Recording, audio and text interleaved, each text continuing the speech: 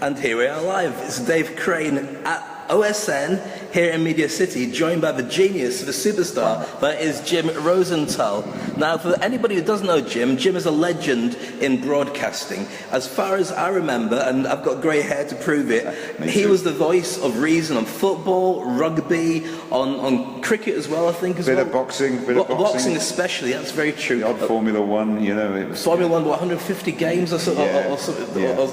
There's so much stuff. Now, what I wanted to talk to Jim about is not just about the fact that he's a legend, but about the fact that when it comes to actually broadcasting and being a speaker, there are certain things you've got to do right and certain things you've got to do wrong. Well, not do wrong, because then it catches up with you. So, first of all, Jim, great to see you. Well, it's such a pleasure to thank you for the intro, by the way. That's one of the kindest intros I've ever had, Dave, so it is much appreciated. Thank you for the money for saying it. There's no problem at all. Now, when it comes to being a speaker, a lot of the people I work with want to get into the broadcasting world, who want to start becoming speakers, but the whole industry is so different from when I first started working for the BBC and the way that it used to be. You'd start as a journalist on local newspapers and work your way into TV. Yeah. That's all changed now, hasn't it? Yeah, well, that's exactly the path I took, and it was a path I've never ever regretted taking either. It was local papers, local radio, national radio, and then TV. There was no social media around. There was nothing. So it's a much more complicated area now to break through.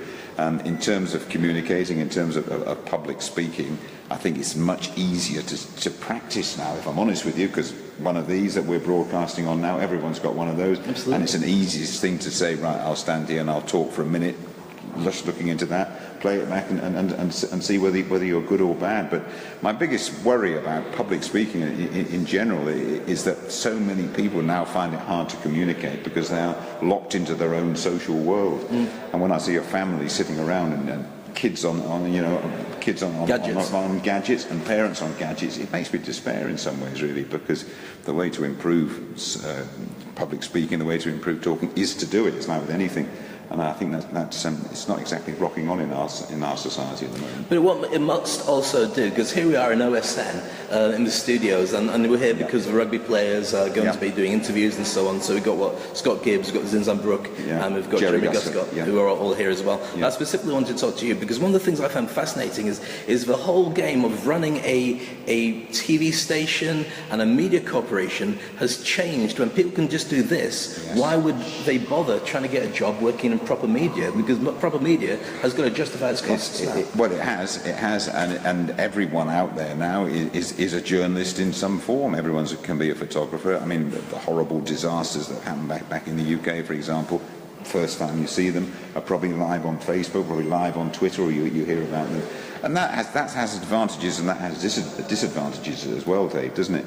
And it's very hard, stroke impossible for me to go, if I were you, I'd do X, Y, and Z.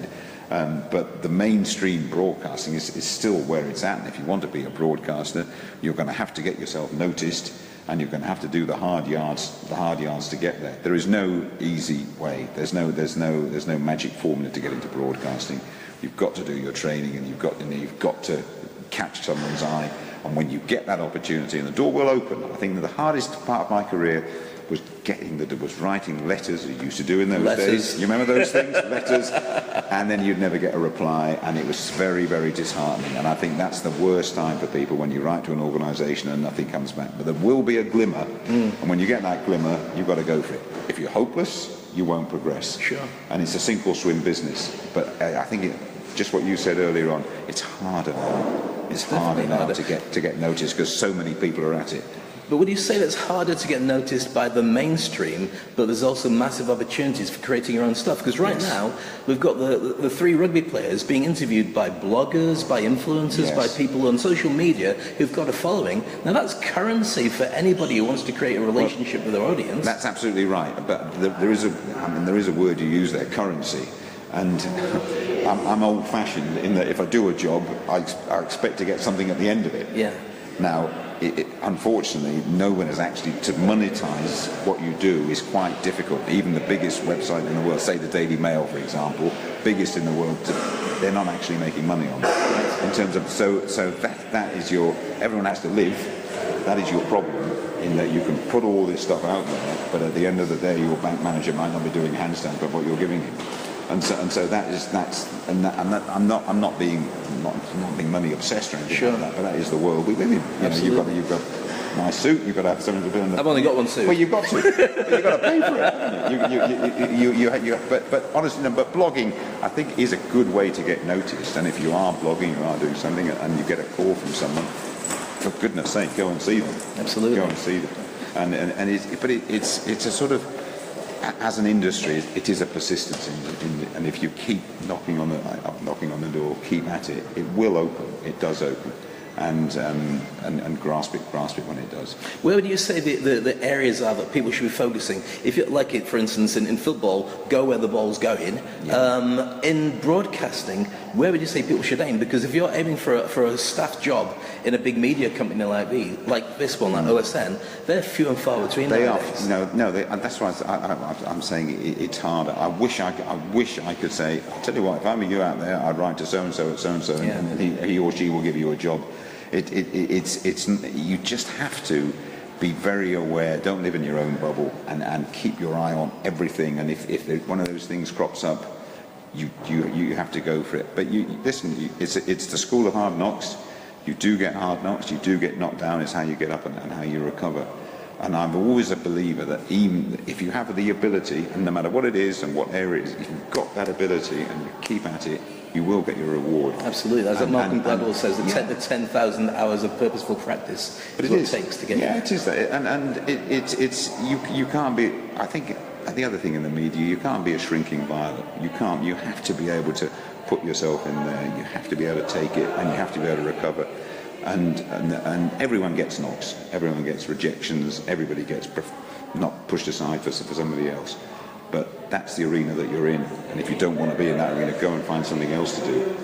But it is the state of mind in there as well. But I think there's so many talented people out there, and the good thing, the media is always looking for new ideas, always looking for new talent, and that's the thing. But it can be tough. It can be tough. But I think state of mind and persistence and character is a big part of breaking through. Definitely. One of the questions I wanted to ask you, specifically from the point of view of being one of the interviewers that brings all the guests on to talk about the sports.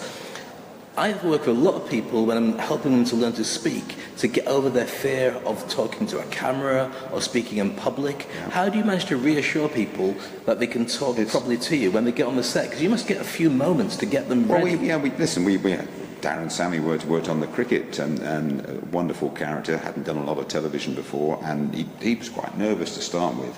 But you quickly realise,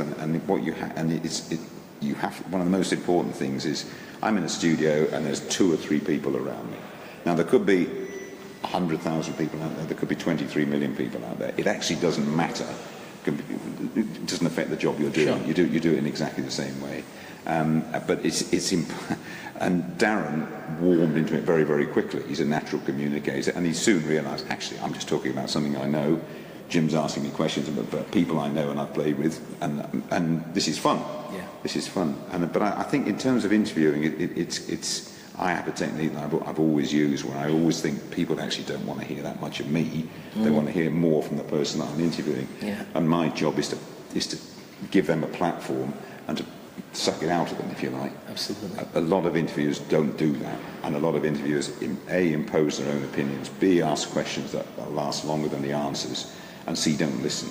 And that's the other thing. A lot of interviewers don't listen, and so and I've seen it happen where after a match you interview a coach, and the coach says, well, I really have had enough here, and I'm actually going to resign and go into the dressing room. And he says, well, that second goal went in well, yeah, didn't it? Great. You know. And I've seen it happen. It's incredible. I've seen it happen, and so listening is a huge part of interviewing people. Absolutely, and I've seen. I think that going back years ago, Terry Rowan was probably one of the best practitioners of interviews, because you didn't really know his personality that well. Yeah. He was warm rather than funny, and so every guest was given a mirror to shine by or hang himself to, and with that, you got the very best out of everybody, and every show was interesting because the guests were interesting, and Terry just anchored it really well. There's a bit of humility in there as well, really, and can be a business broadcasting, and you suck on that personality pill, and you think you are the person that everybody wants to see. Well, actually, more people want. I've always thought, whatever event I'm doing, people want to see the event. They don't want to see me, and whoever I'm interviewing, they want to hear from the interviewee as opposed to me. And it's worked for me over the years, that, and also it's how you ask a question as well. If you ask a question with an answer, you don't get a great response, and that's quite simple. Sort of, you do if you make a statement. That's just a technique. Sure. Yes, years ago, someone said to me, one of the best ways, someone will say something, and you just go, really? And it's right back with you, and you've got to go again. Yeah, absolutely. And you've got to go again. I'm going to finish on one last question because it's very important to me, and I'm going to say hello to Jeff as well. Hi, Jeff. Jeff Price, he's a good friend of mine, and obviously a big fan of yours as well. England football, what is going on? Why is it so painful to watch? We had quite a happy, cheery, informative interview until then. What is the story? As an expat, I'm watching England and cringing if I can watch them. Well, you might be better off. Just don't expect too much. Okay. And then you might be pleasantly surprised. We have been wonderful at getting to tournaments, and we've been hopeless at tournaments for so long. I mean, listen, I'm an old git now, and when I was a kid, I watched England win that World Cup final, stood behind the goal, and if you'd have come up to me after the game and said, you know what, you're not going to see another England win in your lifetime, I'd have said you're mad. Yeah. And that's what has happened. Or in the finals. Or in a final. That's what's happened. Okay. And you've got to be optimistic. You have to be optimistic following national teams as well. But if there's one thing I just hope for Russia for next year is that we vaguely get it right in the tournament itself. Right. Because we've been hopeless in the tournaments, and it's quite sad. And you never know before I wave goodbye. You never know. But don't hold your breath. Don't hold your breath. And there you go. There's words of wisdom for a man who knows. Don't hold your breath for England in any tournament coming soon. Jim Rosenthal, ladies and gentlemen, thank you so much for joining me. That's an absolute pleasure. Absolute pleasure. Good luck. And that's it. Good luck to you all out there. Catch up with Jim. He's going to be broadcasting, I think, the rugby covering out here as well. Yeah, 3 test matches Saturday morning, 10:35 are on air, UAE time. The 3 tests and big tests for the British Lions against New Zealand, in New Zealand, of course. It's going to be awesome. Fantastic.